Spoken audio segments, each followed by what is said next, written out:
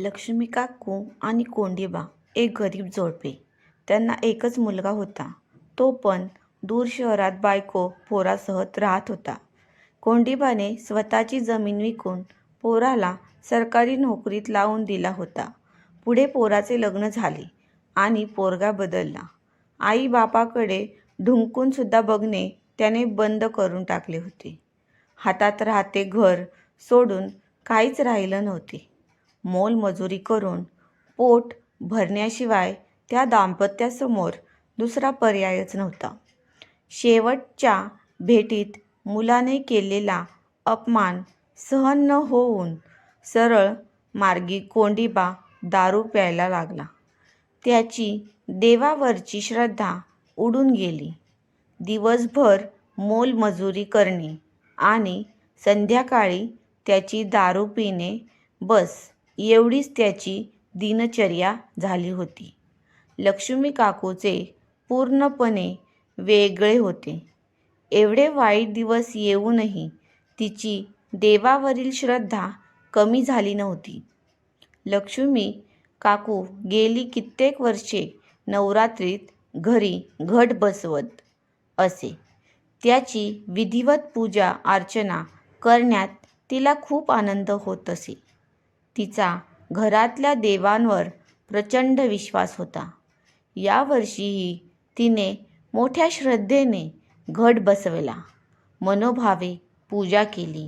नवरात्रीच्या पहिल्याच दिवशी तिने कोंडीबाला विनवणी केली, "अहो, आता तरी निदान 10 दिवस तरी त्या बाईला तोंड दाखवू नका. म्या पाया पडते तुमच्या." कोंडीबाने तिच्याकडे एक नार्विकार नजर टाकली आणि मान हलवत तो बाहेर गावच्या दिशेने निघून गेला. त्याचे घर गावाच्या अगदी एका टोकाला होते. अवघे 2 खोल्यांचे कौलाचे छप्पर असलेले घर छान पांढऱ्या मातीने सारवल्यामुळे त्या दिवशी अगदी लख्ख दिसत होते. घराबाहेर जनावरे आत येऊ नये म्हणून बोरीच्या फांद्यांचे कुंपण होते. पहिले 2 दिवस कोंडीबा एक थेंब दारू न पिता घरी आला होता. हे बघून लक्ष्मी काकू देवीची मनापासून आभार मानत होती. नवरात्रीचा 3रा दिवस होता. देवीची संध्याकाळची पूजा आटोपून लक्ष्मीबाई दरवाजाबाहेर कोंडीबाची वाट बघत बसली होती. तिच्या शेजारीच पाळलेला कुत्रा खंड्या बसला होता. कोंडीबा सकाळपासूनच कोठेतरी कामाला गेला होता. रात्रीचे 10 वाजत आले होते. काळजीत पडलेल्या लक्ष्मी काकूला गावाकडून एक आकृती डुलत डुलत येताना दिसली. त्याबरोबरच खंड्या देखील त्या आकृतीच्या दिशेने गेला. कोंडीबाचं आहे याची खात्री पटताच लक्ष्मीबाई त्याचे डुलणे बघून तोंडावर पदर दाबून हुंदका आवरण्याचा प्रयत्न करत घरात निघून आली. गेल्या 2 दिवसापासून एक थेंब पण दारू न पिलेला कोंडीबा त्या रात्री मात्र नेहमीप्रमाणे दारूच्या नशेत घरी आला होता. त्याच्यासोबत मटणाची पिशवी देखील होती. कोंडीबा इथून मागे कधी एवढ्या खालच्या थराला गेला नव्हता. घरात पाऊल ठेवताच कोंडीबा बोबड्या शब्दात म्हणाला, "लक्ष्मे, कुठं तडफडलीस? धर, वशाट कानलंय. मस्त कालवण करून आण. मला लय भूक लागलीय."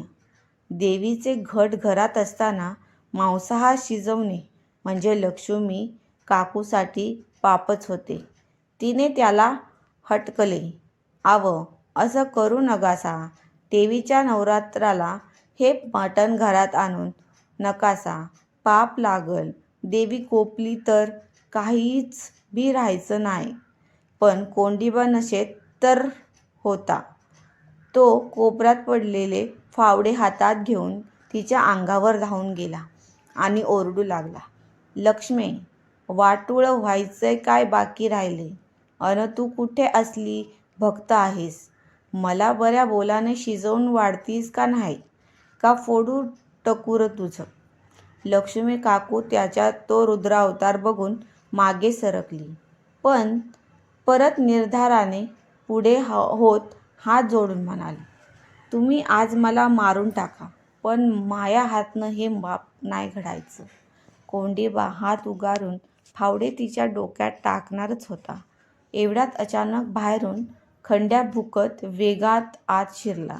त्याच्या मालकिणीला मारणाऱ्या कोंडीबाच्या अंगावर तुटून पडला. खंड्या प्रचंड खवळला होता. कोंडीबावर भयंकर रागात हल्ला करत होता. कोंडीबा खंड्याच्या हल्ल्यापासून स्वतःचा बचाव करण्यासाठी दरवाजाकडे पळाला. कोंडीबाने दरवाजाच्या बाहेर पाऊल ठेवलेच होते, तेवढ्यात लाल साडी नेसलेली एक बाई खालच्या पायरीजवळ गुडघ्यावर बसलेली त्याच्याकडे पाशवी नजरेने पाहत असताना त्याला दिसली. तिच्या डोळ्यात काहीतरी विचित्र होते. तिची जळजळीत नजर थेट त्याच्या मेंदूपर्यंत वेधत होती. कोंडीबाच्या अंगातील सगळी दारू एका क्षणात उतरली. भीतीने पोटात गोळा उठला. त्याने पुन्हा घरात शिरण्याचा प्रयत्न केला, पण आतून खंड्या पण गुरगुरत होता. रागाने त्याच्यावर धावला. लक्ष्मी काकूंना मात्र काय घडत आहे याचा काहीच तपास लागत नव्हता. त्यांनी खंड्याला शांत केले आणि कोंडीबाकडे बघितले.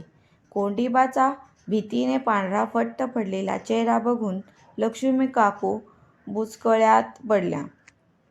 तेवढ्यात घाबरगुंडी उडालेल्या कोंडीबा लक्ष्मी काकूला दरवाजाकडे इशारा करत बोलला, लक्ष्मे, बाहेर बघ कोण हाय. मला तर वाटतंय तरी वंगाळ वाटतंय. ऐकताच लक्ष्मी काकू पुढे झाल्या. त्यांनी दरवाजात येऊन बाहेर डोकावून बघितलं. एक बाई शेवटच्या पायरीजवळ बसली होती. आता तिचे रूप पालटत चालले होते. लक्ष्मी काकूला कळले की हे साधे प्रकरण नाही. तिने कोंडीबाला मागे ओढले. स्वतः पुढे होत एक बाई, एवढ्या रातच्याला काय उंबरा धरून बसली हाय? काय पाहिजे ग तुला? भूक लागली असल तर मेथीची भाजी अन भाकरी हाय, वाढून देऊ का? हिम्मत करून त्या बाईला विचारली. ती बाई आता लक्ष्मी काकूच्या डोळ्यात पाहत होती. तिचा चेहरा अजूनच भयंकर झाला.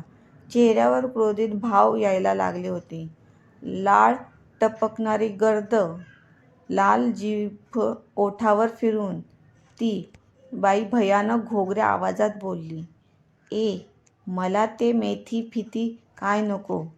एकतर तुझा नवरा दे, नाहीतर त्याने आत आणलेलं मटण दे. त्याच्या वासानंच मी त्याच्या मागं इथवर आली. ते तुझ्या घरात तू बसवलीये ना, म्हणून मला घरात नाही येता आलं. दे लवकर बाहेर. तिचा आवाज ऐकून लक्ष्मी काकूच्या काळजाचा थरकाप उडला. तिने आतमध्ये कोंडीबाकडे नजर वळवली. तेवढ्यात कोंडीबाने भीतीने थरथरत कापत हातातील मटणाची पिशवी बाहेरच्या दिशेने फेकली. त्या बाईने कोणाला कळण्याच्या आत एखाद्या हिंस्र श्वापदासारखे आवाज करत त्या पिशवीवर झडप घातली. पिशवी तोंडात पकडून काही क्षणात ते अनोळखी श्वापद गायब झाले. खंड्या देखील त्याच्या मागे पळत जाऊन कुंपणाजवळ उभा राहून आधारात बघत भुकत बसला होता. ते सर्व बघून कोंडीबा भीतीने घामाघूम झाला होता. त्याने धाय मोकलून घटासमोर डोके टेकविले. देवीची क्षमा मागितली.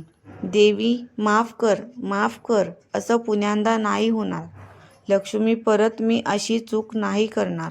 मला माफ कर. लक्ष्मी काकूला सगळी परिस्थिती समजली होती. तिला कळले होते की आलेले हे भयानक संकट देवीच्या कृपेने टळले होते. कदाचित या घटनेमुळे थरकाप उडालेला कोंडीबा परत योग्य मार्गावर येऊ शकणार होता. मित्रांनो, तुम्हाला ही कथा आवडली असेल तर चॅनलला लाईक आणि सबस्क्राईब नक्की करा. धन्यवाद.